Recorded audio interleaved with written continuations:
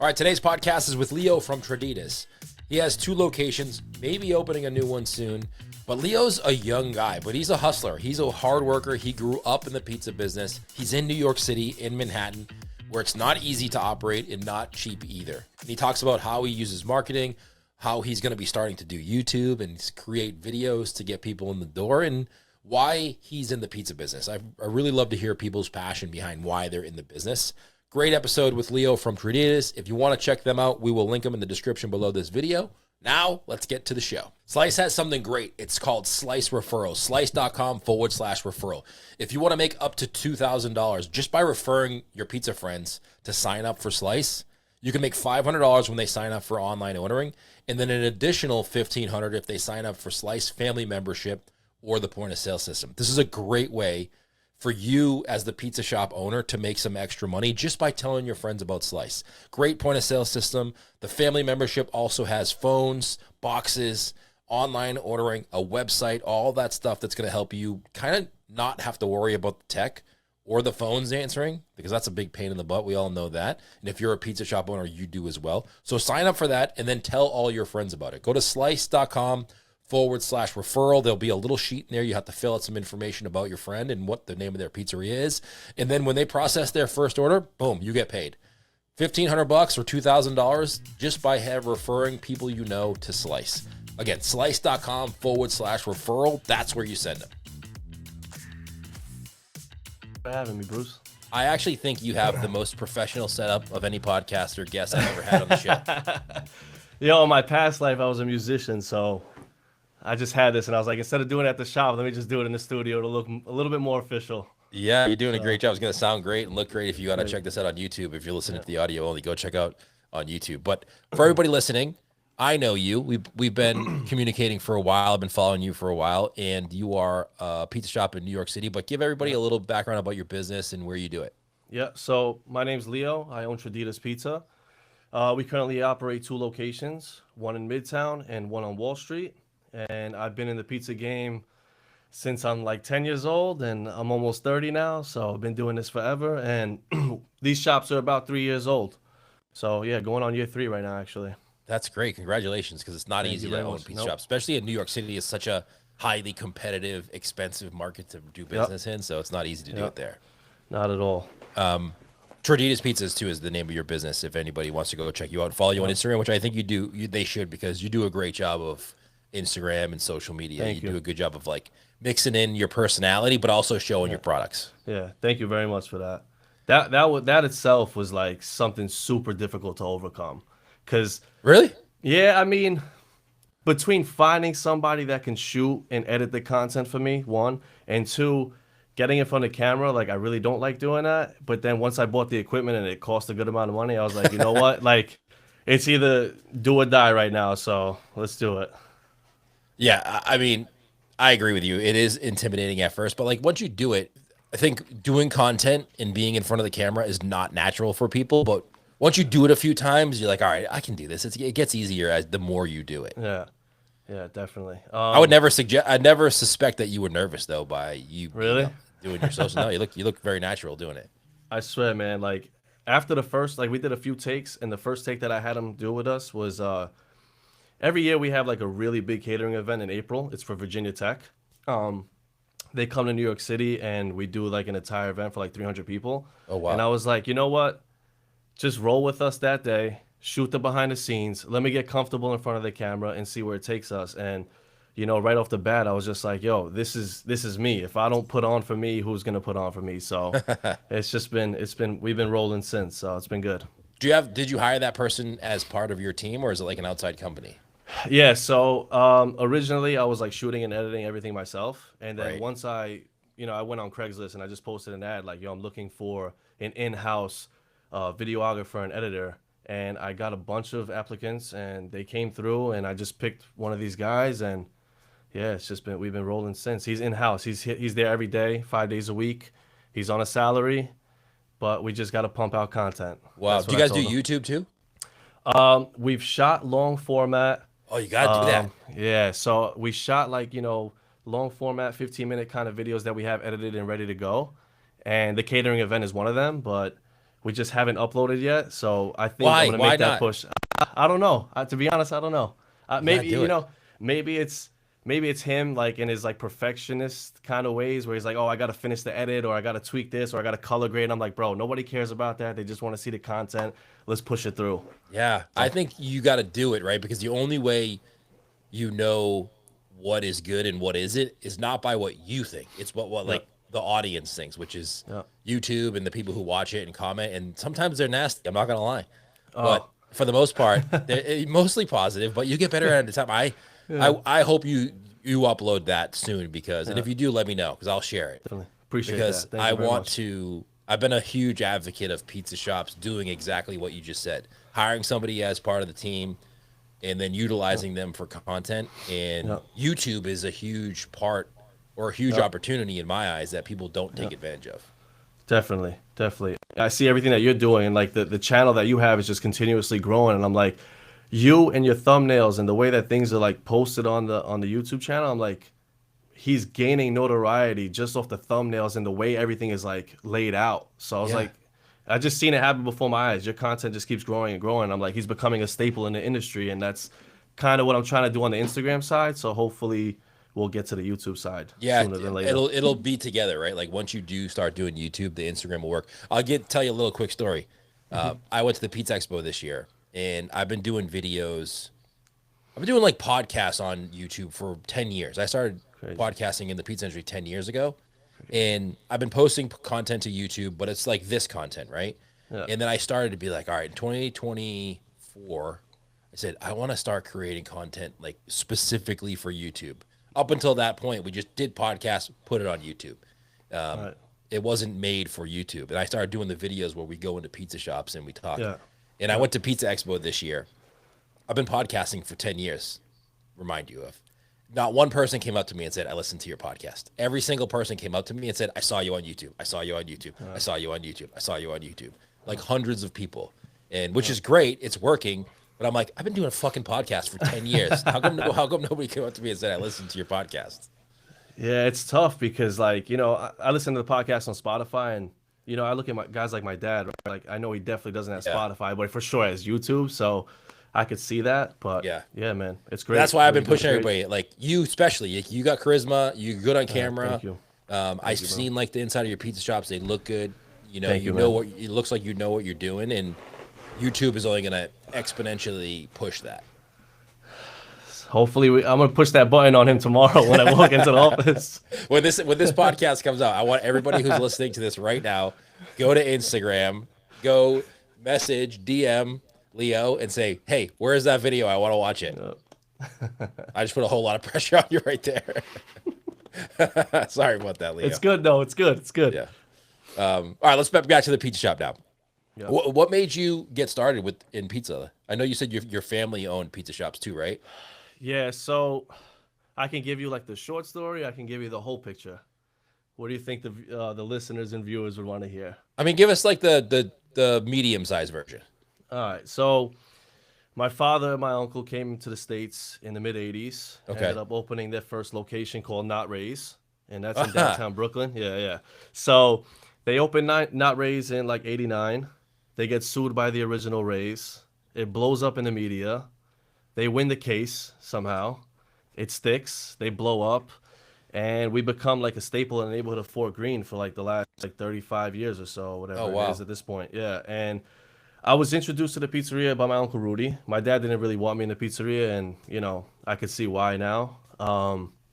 It's not an easy industry by any means. Right. So Uncle Rudy was like, why don't you tag along with me? He used to go 6 a.m. Saturday mornings, and he's like, just roll with me, come see what I'm doing. And I kind of just fell in love with it there, and I was like, this is like, I just love the neighborhood feel and just being in the shop, and it's just I look back now, such a nostalgic feeling. And I was in there from like 10 years old, working through high school. Oh, has it stopped? No, I'm still going. Oh, because it says your recording has stopped to me. Maybe it's me. Um, All mark good. it. Let me just All mark good. it there. Yeah. No, you go. So yeah, started at 10 years old, worked through like middle school. Then I started doing weekends in high school. and I just fell in love with it. And then, when I was in high school, my dad opened up Not Raised Leo's, which is named after me. Okay. That was in Coney Island on West 28th and Mermaid. And I must have been like 14 or 15 at the time. And I was basically running that shop myself. Wow. Because, yeah, he was simultaneously in his life doing pizzerias and construction. So he was like, I'm going to put you and your older brother here. You guys hold it down, hold it together, and let's see what happens. And honestly, it was such a big success. That was like 2010, 2011. And somebody approached us to buy the shop like a year later. So we sold it. And I vividly remember like, that was like the one point in our family where it was like, oh, we could breathe for a second, because like it was like a roller coaster. Our whole life's been a roller coaster, and that was the one moment when my dad was like, all right, told my mom, it's like, pack the bags, we're going to Florida tomorrow. Let's take a nice, well-needed vacation. So, That's and great. then I went to Pace University. I was in the Lubin School of Business. And I knew that we had management down. I knew we had accounting down. Like, we were in the business. We knew what we were doing. But one thing that I think we struggled in was marketing and advertising. So I said, what could I do? When I was thinking about what to apply for, I was like, what can I do to better the business? And then I went with that, graduated. At that time, my dad opened up a pizzeria in Midtown, a restaurant in Times Square. We have To this day, we have like a dozen hotel operations that we do F&B for. Wow. So after I left college in 2017, it was me and my brother, and we were basically the head of like this ecosystem, like 200 employees, scheduling, payrolls, corporate tax, sales tax, filings, working the field, working the office. Like, it was hectic, and I loved every second of it. And when COVID hit, one of our shops on 13th Street closed. The hotel restaurant that we had closed for like 18 months. And my brothers kind of pivoted, and they went off to go and do Wall Street, believe it or not. They Wow. just did like a whole 180. And they left to go to Wall Street. I told my dad, I was like, I'm riding with you, like, I'm here. You paved the way for me so much. There's no way I could just leave you. And it was right when we were getting back, 2021, when the hotel restaurant that we had opened up again, and I wanted to allocate like a marketing budget. And I remember going to him and his partner, like, yo, like, can we put like $5,000-$6,000 together to revitalize what we have, rebrand it a little bit maybe, or, revamp what we have, because we have to incentivize people to come in. Everybody's got a list of places they want to go to after COVID, right? So Right. how do we bring them through outdoors? When I dropped that number on them, it was forget it. It was like, oh my God. and that was the straw that broke the camel's back. And I was like, you know what? I think I got to pivot and do my own thing. And yeah, before I even had a lease or the keys to a lease or anything, I dropped like 10 G's on a brand book, on the menu design, on everything that I wanted to do and visually represent this brand. And that was in December of 21. I found the lease that I was taking in April of 22. So, Wow. big gamble I took, just like spending all that money on developing a brand that didn't even have like a tangible location yet. But I believed in it that much. So, That's and great. here we are. And then you've been doing it ever since you opened. When did you open the second one? So we signed the lease of Maiden Lane in April of 22. Didn't get the okay from the board to rebrand whatever it was until like August. So to put the signage up and switch everything over, just because like there was security deposits in place that we had to like, figure out and whatnot. Yeah. And two locations happened at the same time, which wasn't supposed to happen. But basically I signed that lease, and then my brokers brought me the Broadway location. And I really wanted a corner spot in that corner on Broadway. It's 28th and Broadway in Manhattan. It's like in the heart of everything. The corner is 700 square feet, and they wanted like 40 grand. And I was like, yeah, that's not happening. so then they showed me the inline, and the inline was significantly cheaper. And I was like, you know what? It's Broadway. The Ritz-Carlton's opening up. The Inn is opening up. Like, all these crazy things are popping up, and the rent is like significantly cheaper than what was expected for the market. And we were just coming off the tail end of COVID, so it was kind of expected, and I was like, you know what? Every dollar I had saved, I just threw it at it, and I was like, two leases at one time. Wow. And I don't know what got into me at that point, but I just just rolled with it, man. Business, the rent is not cheap. I know labor is not cheap, and like the operations part of doing business is not cheap. I think somebody put on social media the other day when I read a post like, I would never pay $35 for a pizza, and I'm like, it's like New York City is expensive to do business in.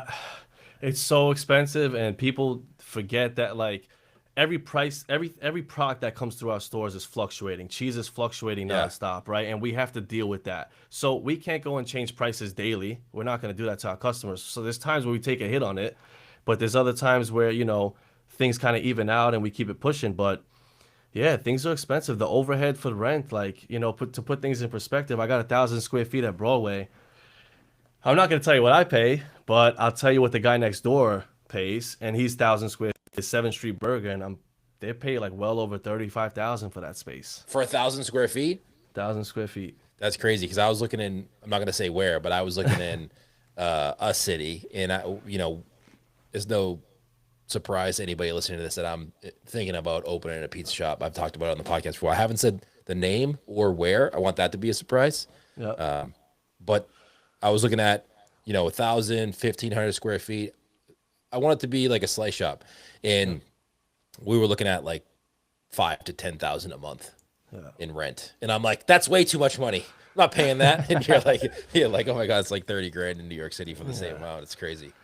It's nuts. And like people think, you know, look, NYC is NYC, New York is New York, the Big Apple, you know, foot traffic's insane, but it's not easy to reach those numbers at all, man. You gotta like 7th Street and like Sweet Green and like these bigger guys, right? Like a lot of these places that they rent at that high rate is just like a namesake kind of location. It's like just to put the flagship there. It's like your loss leader almost, like just to put the name out and then let these other shops that I have float it.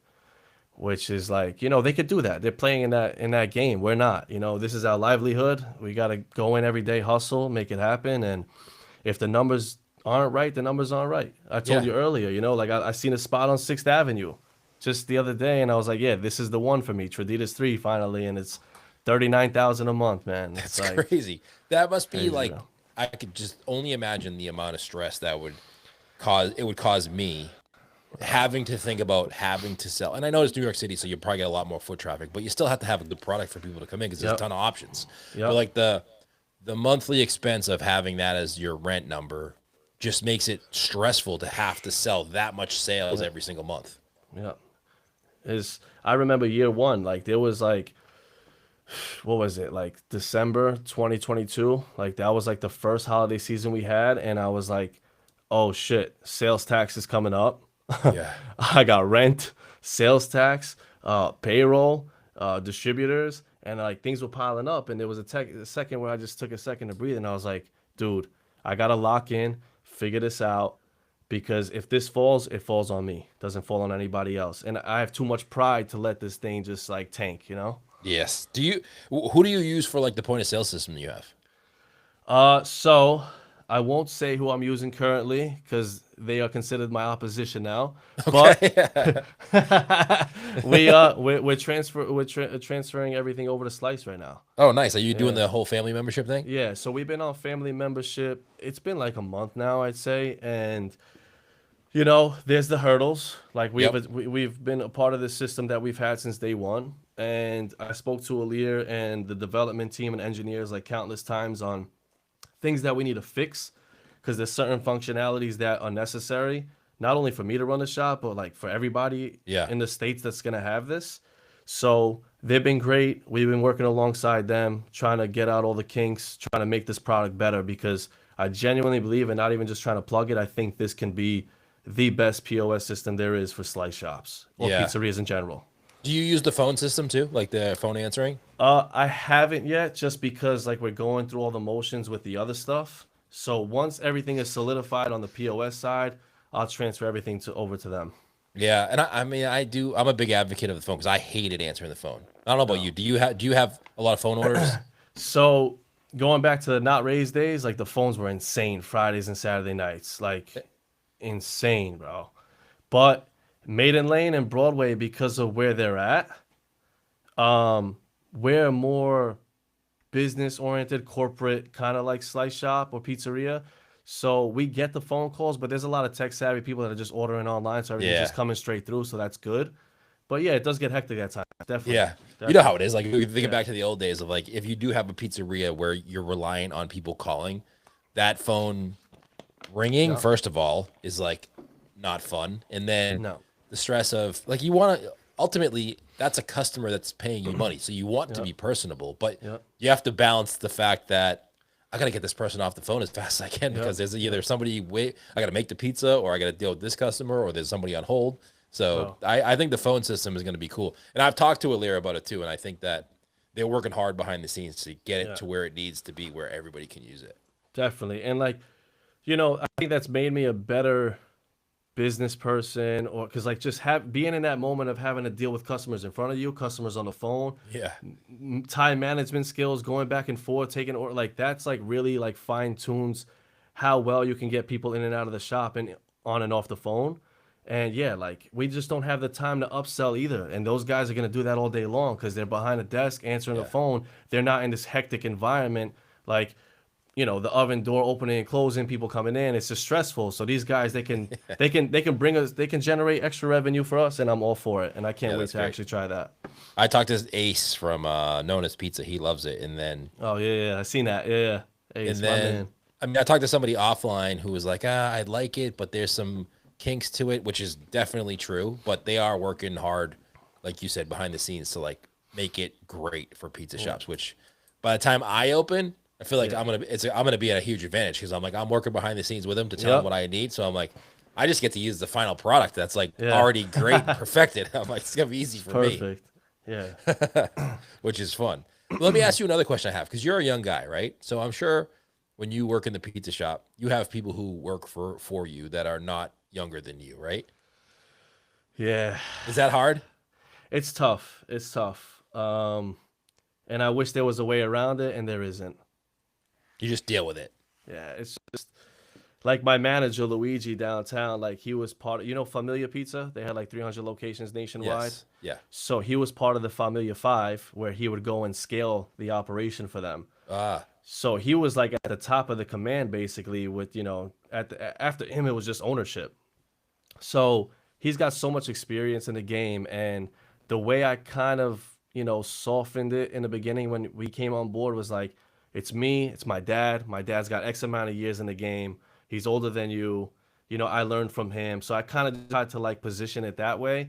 But yeah, it gets tough. It gets tough. But at the end of the day, I just frame it like, you know, we're all here. There's one goal in mind. This shop's going to be successful. We're all going to be successful. We're all going to eat off this.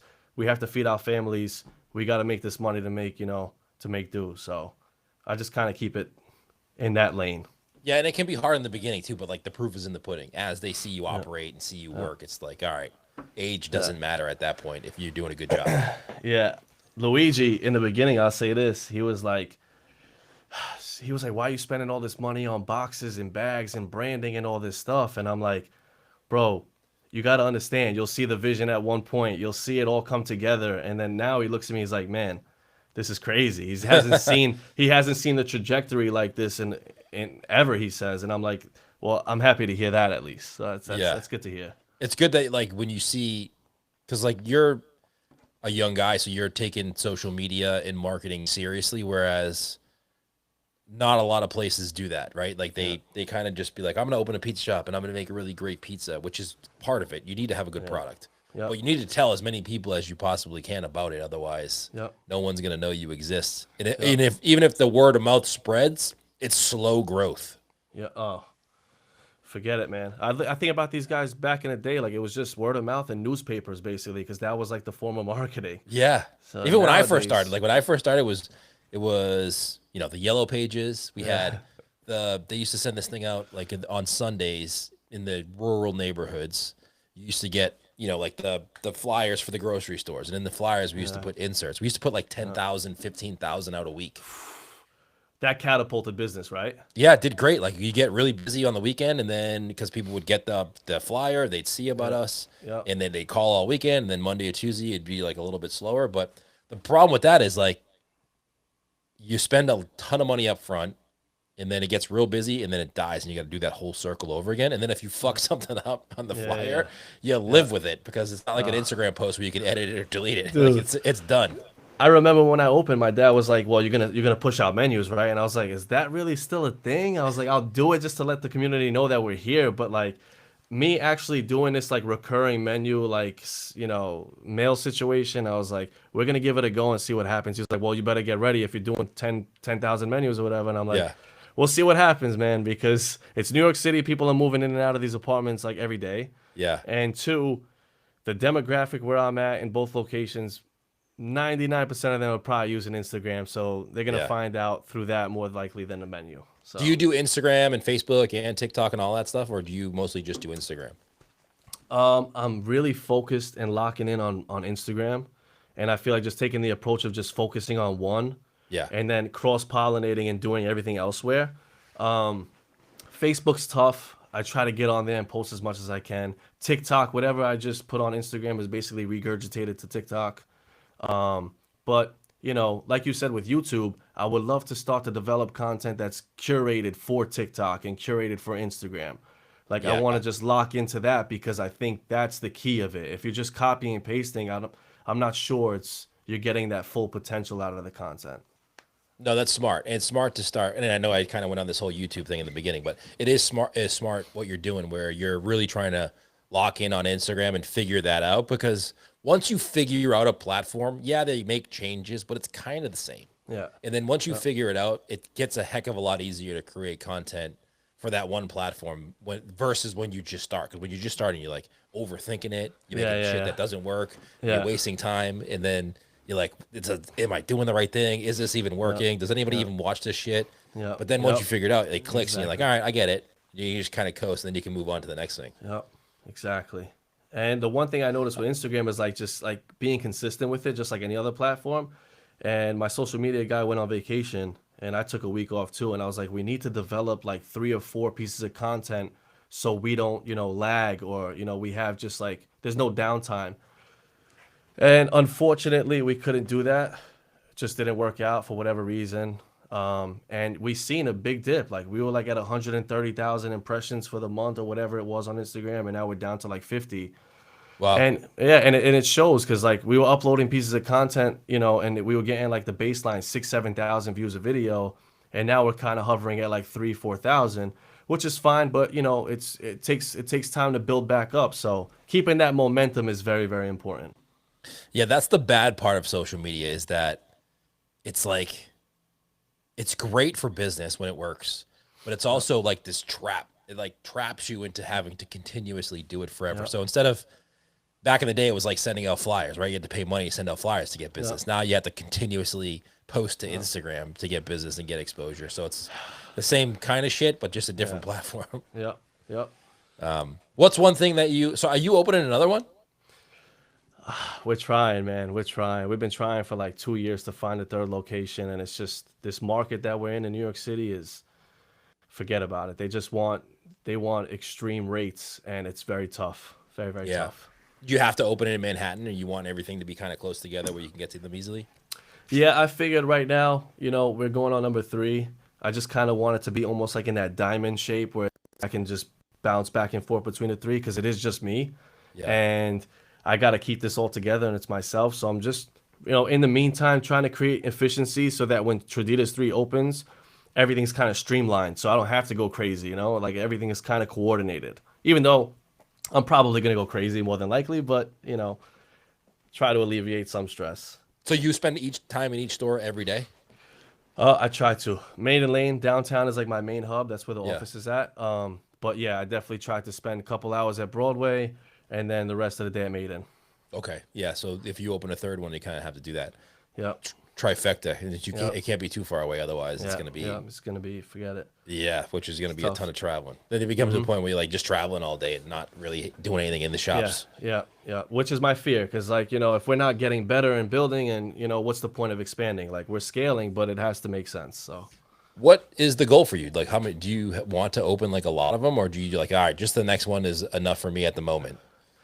I think T3 is enough at the moment, but I told myself when I developed this brand and when I put all this time and energy into it that it wasn't just going to be like a 2 or 3 kind of slice shop, like I really do envision maybe 10, 15 down the line. And I'm just like thinking out loud, like who knows where it's going to go from here. But I see the potential in it, and bringing the family recipes, whether it's across the tri-state or across the nation or even international at some point, like that's really a goal of mine because I do want to highlight what we're doing, and I think that's the goal. I think that's where it's at. How do you compete in a market like New York City? Oh man, I think the most this I think this it's like a trifecta. There's three factors, right? I think it's one, branding. Yep. Two, it's customer service, and of course, three, the product's got to be A1. The branding will pull people in, the customer service will keep people around potentially, but the product also has to keep them coming back. Yeah. So if you can't, I think you have to do all three pretty well. So since day one, I've just been pushing the guys. Like I'm on the front line since day one with them. So they see how I interact with customers and they kind of play off that. We'll never, we always go above and beyond to make the customer happy. Even if it's like refunding an order or just like taking care of it, it's like, it's all good. At the end of the day, we're a slice shop. You live in the neighborhood. Chances are you'll be back even if you weren't happy this time. So we're just trying to keep it as cool as possible with them. Yeah, that is true because I always tell people this too. Like you could have the best marketing in the world. People reach out to me all the time, like, "Hey, Bruce, I'm like struggling a little bit, or I'm, how do I get started on Instagram or TikTok or whatever?" And then you go to look them up, and they have really bad reviews, or you call their shop and they're not very friendly on the phone, and you're like, you know what? Maybe you should fix that first because if you do Instagram and TikTok, it's gonna get you business, but it's just gonna expose what you're not doing great right now. Yeah, over my dead body, oh my guy's ever gonna be rude to a customer? God forbid. God forbid. Like any bad reviews we get, like I immediately screenshot it, send it. We have like a group chat, and it's like 25 of us at this point. And I'm like, guys, what the hell happened here? They'll tell me what happened. I'll reach out to the customer, either offer a refund or try to fix it or try to make it better. Because at the end of the day, we're human. We make mistakes. You can't expect things to be 100% all the time. We make mistakes. So. Yeah, 100% of the time. It's never going to be perfect. And in an especially in an environment like a pizza kitchen where orders come in so fast at such short periods of time throughout the day. You could be open 12 hours and you're doing 80% of your business in like a 3-hour period. So it gets hectic in that time. And absolutely. Nothing's going to be perfect. So as long as you have a good system in place, like you said, which you seem to do, of like following up with customers and making it right for them, or even just sometimes just communicating with them about it is helpful. Yeah. If you just show them that, like, look, we screwed up, just be sincere, just be on point with them, try to fix it. 90% of the time, they're like, okay, it's all good. Thanks for the refund. Appreciate it. We'll see you soon. So, yeah. Do you make all of your dough in both? Do you have like a commissary or do you do dough in each location? So we do everything at each location. And with T3 hopefully coming soon, the only way for that to be feasible is to create a commissary, because the one of the hardest things for me is the consistency. Making sure that everything is on point between the dough, the sauce, the kitchen recipes. Sometimes we'll hire guys and they start to deviate because everybody's kind of got a heavy hand and they kind of want to do it their way. And I told myself, like, the only way we're going to be on point 100% of the time is if we create a commissary and send everything out in the mornings the day of. Right.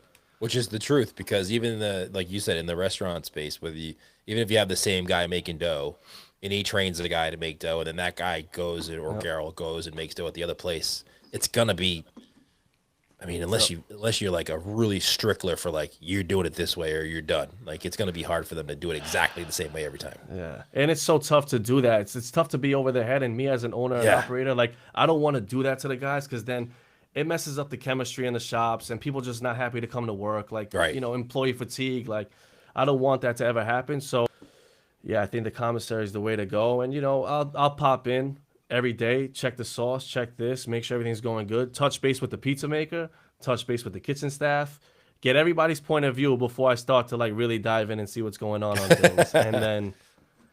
and then make my assertion. That's smart though. Talking to people before you kind of just assume what's going on. Yeah, absolutely. You've been around for a long time. Even though you're not an old guy, you've been around doing the business for a long time. So you have a lot of experience with what to do and what to look for. Yeah. You could probably walk into one of your pizza shops, though, and know like that if something's not working right? Oh, right away. Like if I see the kitchen, like in the morning, I'll walk in, and if like even the way that we're doing like the buffalo sauce on the pie or whatever is like off, I'm like, guys, what happened here? This has to be adjusted. Do you have a big menu? No. I told myself from day one, like, cohesiveness is going to get you everywhere, because having like 50 items on a menu, dude, forget it. Yeah. It'll just inventory nightmare, staffing nightmare, because there's so much to prep. How do we just lock in, do these few things really damn good, and make the customers happy and put out a great product? Yeah, that's the way to go. It's hard to do so many, especially with the way technology is, the way people order, the way people have such picky demands of what they want and what they can and can't have nowadays, and then training. It's like it's hard to do more than like 20 things and then do them consistently over time. Yep.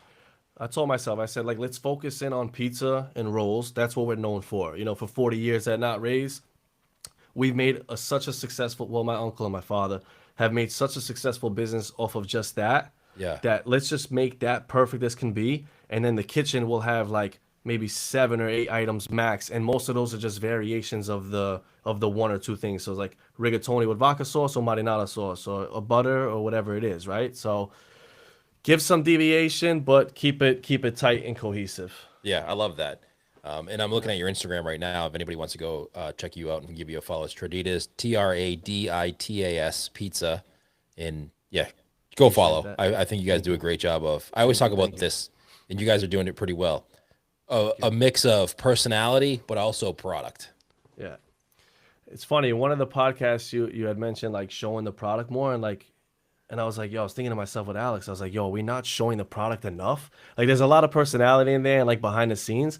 But I told him, like, moving forward for Q3 and Q4, like, I want to focus on like the pasta dishes, the heroes, the slices. Like, let's start to show the food more, because we've developed like that foundation of kind of who we are, and kind of like our attitude and our approach. So now, like, let's highlight the product more so than ever. It's like, how many times do I got to scroll before I see a couple things? Yeah. And for yours, it's like, all right, I scroll once, I see pizza. I see almost every line that you scroll down, there's product in the line, right? Oh, okay. So it's a good mix of you on camera, but then there's a picture of a dessert and a picture of a slice of pizza. And then you have the ices and more pizza. So sometimes people get too carried away either way. Yeah. Either it's all pizza and there's no people, or it's all people and there's no pizza. Yep. This is a balance. Appreciate that. Thank you. Yeah. Doing a good job. Keep it up. And I'm excited to have people follow you and reach out to you and DM you about the YouTube video later after this podcast comes out. Alex, get ready, Alex. Alex is the guy who's the editor and recorder, videographer. All right, cool. Any other places? Where should people go follow you or say hello to you? I know I gave out your Instagram. That's probably the best place, right?